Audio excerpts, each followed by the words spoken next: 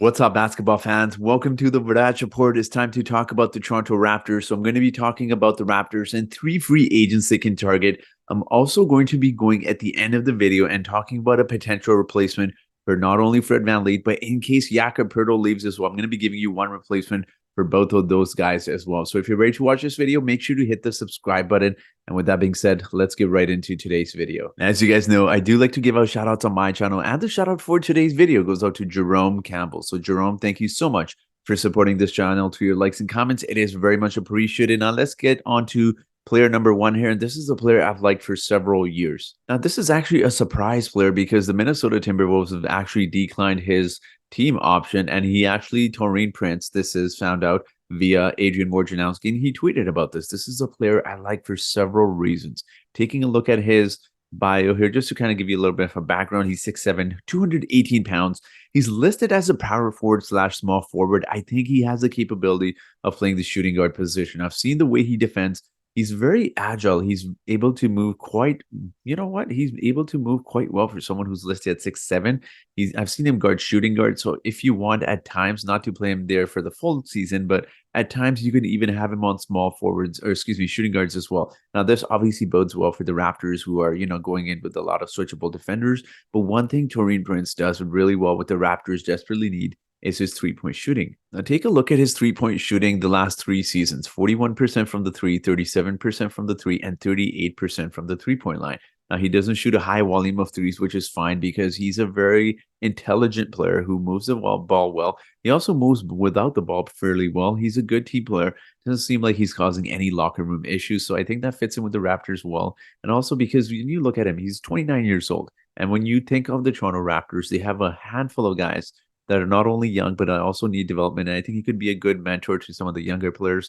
In terms of other things he does well, his free throw shooting percentages aren't bad either. That is a department the Raptors really struggle in. And this is someone, if we're being truthful with ourselves, is someone that can come off the bench, provide good quality minutes. Now, obviously, he's not going to be good as the starters, but the drop off there isn't massive when you talk about going from the starters to the bench. And I think the Raptors are really lacking that kind of the small forward shooting guard position as well. So this is someone, the Raptors have off of the bench. Now, I do want to say one thing. A lot of these players we do look at, it's tough to say because it depends entirely on Fred. Not so much on Jakob, because I think if Fred goes, you insert someone like a Gary Trent Jr. into the starting lineup, and then you have someone like a Taurean Prince and Grady Dick off of the bench at the 2 and 3 position. So I think that's going to be the big situation here with the Raptors. Now, in terms of money, he might cost a lot more than some of the other guys I have listed on here, but let's talk about the money at the end. Let's get on to player number 2 here. And this is someone not a lot of people may like, but I really like this signing, a potential signing, I should say, for the Raptors, if they do like to sign him, is Josh Richardson. Now, why do I like him? 6'5", shooting guard, small forward. Again, they kind of need to fill that position off the bench. I know if they bring everyone back, then you have Gary Trent and Grady Dick on that position as well. It's tricky with the whole Fred situation, but I think Josh Richardson, again, similar situation to Taurean, where he's you could call him a veteran at this stage of his career. 29 years old. He's going to be 30 by the time the next season rolls around. Now, of course, the big question here is going to be injuries. We know he's dealt with a lot of injuries throughout his career. And do the Raptors really want to sign another free agent that's injury prone, concerning the Otto Porter situation? So besides the injury issues, though, he does do some things very well, and that does include three-point shooting as well. So look at his career, his entire career, the last 3, 4, 5 seasons, he shot the three-point ball really well on pretty decent attempts as well. He's pretty good free throw shooter as well, outside of maybe minus his little stink with the New Orleans Pelicans there. He's someone that's a good defensive player. He can get you steals. And look, he's going to be a quality bench player, which is something the Raptors desperately need. I know we keep talking about the Raptors to have certain needs. The last thing they need is someone who's, going to demand a lot of touches and also is going to be close to that starting caliber player. We don't need more starting caliber players, unless the Raptors lose one of their main guys. Then we can have that discussion, but I think they need more complementary players. So guys like Josh Richardson, guys like Taurean Prince would be an excellent choice for the Raptors. And look, like I said, he doesn't necessarily excel at any specific thing, but when you look at outside of his season with the Pelicans, he did pretty good. 11 points, 10 points, 11 points, 9.7 points. So he's going to be providing good quality minutes for you as well. So it's not a massive drop off, much like Taurean Prince. I think with Josh Richardson, it's going to be a little bit cheaper. So you can probably get him for much cheaper than you can get for Taurean Prince. But I like Josh Richardson for several reasons. So let's move on to player number 3 here. Now, this isn't going to be the sexiest signing or the biggest name that a lot of people may be looking at, but Troy Brown Jr. is a name I have in mind when I go through the list of free agents, and much similar to the two previous names I have mentioned, he's a small forward as well. 6'6", 215 pounds. He's a little bit on the younger side. He's going to be about 24 and July 28th, which is coming up real soon here. So Troy Brown Jr., a pretty intriguing player, still very young. You can kind of develop him in the Raptors system. He's not a project, though. I will say, I know people, we have this notion that we don't need any more projects. I don't think he's a project. I think he's good quality bench player at this stage of his career, but he could still get better. So I think this could be one of the under radar the signings where you sign him to 1+1 deal. The Raptors have been doing that for quite some time. So maybe give him 1+1 deal, or if he feels like he gets better next season, he wants to opt out for a better deal, he can do that. Now you look at the season he had with the Lakers, pretty decent, 7 points off the bench in 24 minutes. Not the most efficient shooter field goal percentage wise, but again, 3-point shooting was excellent at 38% on 3.7 attempts per game. And free throw percentages was amazing as well. His previous seasons, it's been a little bit up and down. You notice with the Bulls, they're 83 and 76% in 2 seasons. Last season, he shot about 87% on half an attempt per game. So he doesn't necessarily get to the free throw line, a lot. Pretty decent rebounder, 4.1 rebounds, 1.3 assists. Obviously, you always want to see people get, especially in this position, you want to see a lot of shooting guards and small forwards get a little bit more assists. But it could also be the way the the Lakers ran their offense through LeBron and AD as well. He didn't really get the opportunity to get the ball maybe that much. I can't comment too much on his defense. I don't think he's an excellent defender. He's a decent defender from what I remember seeing him play as well. So again, this isn't going to be the number 1 or number 2 option in terms of free agents for the Toronto Raptors, but I think this could be very intriguing. Again, one of those under the radar signings if guys like, Taurean, if Josh Richardson, or even other guys, bigger names out there don't necessarily want to sign with the Raptors. This is someone that's pretty decent, can bring in some quality minutes, can provide some good bench minutes, and also give you some points as well, which the Raptors need off of the bench. Now, let's get to the replacements of Fred VanVleet and Jakob Poeltl, because there's been all sorts of rumors about them potentially leaving. I'm going to talk about some names here. Now, from what obviously the rumors are saying, it seems like Fred is very likely to sign with the Houston Rockets. I still don't know if that's going to happen 100%, but still, if we're talking about replacements, there's no other player that comes to mind than someone like a Shake Milton. Now, why Shake Milton? Why not someone like a Javon Carter? Or, there's other names out there you can discuss as well. I think the difference between Javon Carter, and Shake Milton is Shake Milton, I don't think people realize how good he is as ball handling duties. Like taking a look here, he's listed at 6'5", 205 pounds. He's still fairly young, about 26 years old. He's going to be 27 in September, at the end of September.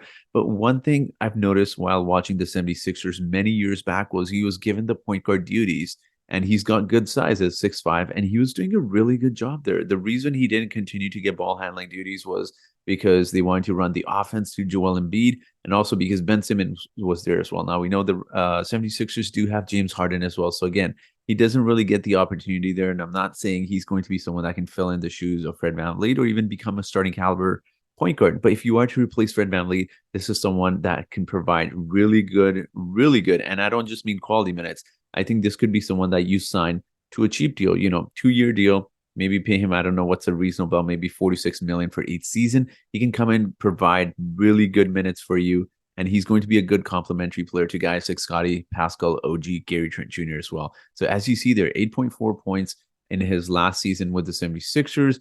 Free throw shooting was excellent. 3-point shooting was great as well. I think he's not as great as, the percentages may indicate.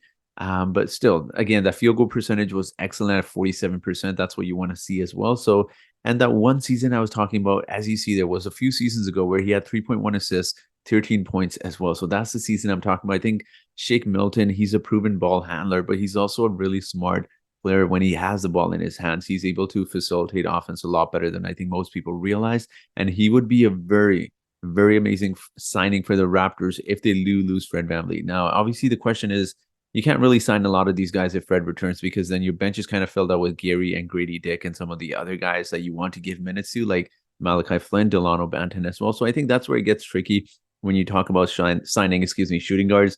small forwards, and even point guards as well. So we'll see what happens. But let's get to our last player here, and this is a potential Jakob Poeltl replacement. Now, with this player, you could make the argument the Raptors should go for him, even if they do re-sign Jakob Poeltl. And this is no other than a name we've heard being linked to the Raptors quite a bit, at least from the fans' point of view. And this is Mo Bamba, 7 foot, 231 pounds. He's still very young at 25 years old. He had a terrible season with the Lakers where he just stopped getting minutes altogether, and he wasn't even seen playing in games. And he just got waived by the Lakers yesterday. Now, he was making around $10 million. So the big question is, how much are you going to really pay him, where you could justify paying him, but also giving him minutes as well. Now, the reason I say Mo Bamba is because when you look at guys like Jakob, even Christian Koloko, who's not there yet, one thing Mo Bamba does excellent of is three-point shooting. Again, minus the half a season he had, not even half considering how many games he's played with the Lakers. You look at his percentages from the three-point line, 38% one season, the following season, 38.7%, the following season, 39.8%, although it's unlimited three-point attempts of only 2.5, 2.7 attempts per game from the three-point line. That is amazing for the Raptors. Not only that, he spaces the floor, but also blocking shots as well. Again, you look at his shot blocking ability outside of his Lakers season and the previous season. He's had blocks over 1 every single season. He's a good shot blocker and he can space the floor. What else do you need when you think about this? Now, I want to make this point here because I was having a discussion with one of my friends where I talked about, if the Raptors do bring Jakob back and they should sign him. Now, the question is, why would you sign him? You got Christian Koloko at the back.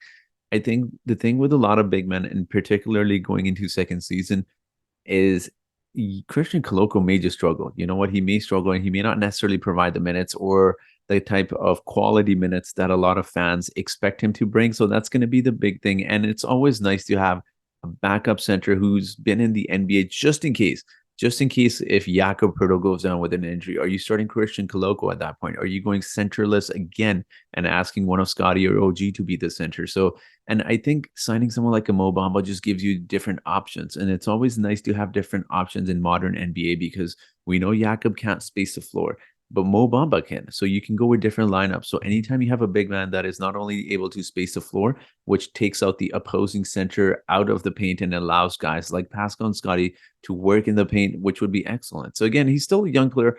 Obviously not the sexiest of signing, and I understand people's frustration if, I mentioned this name and they may not be excited. I'm perfectly okay with not signing him, but I think he could be a bounce back player. You sign him for cheap, he could come back, have a really nice season with the Raptors. We do have Darko, who's going to be a developmental coach. So again, I understand that people's concern maybe that he's going to take minutes away from Christian Koloko. I don't think Mo Bamba is necessarily a player that you need to play, 25 minutes a game. I think he'd be content at this point.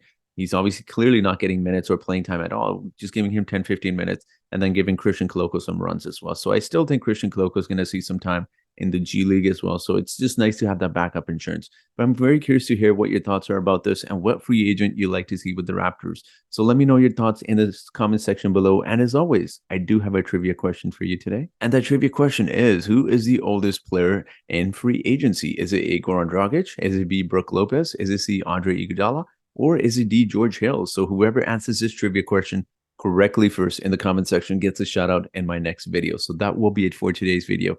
Thank you so much for watching this video, and I hope you guys have yourselves a great day.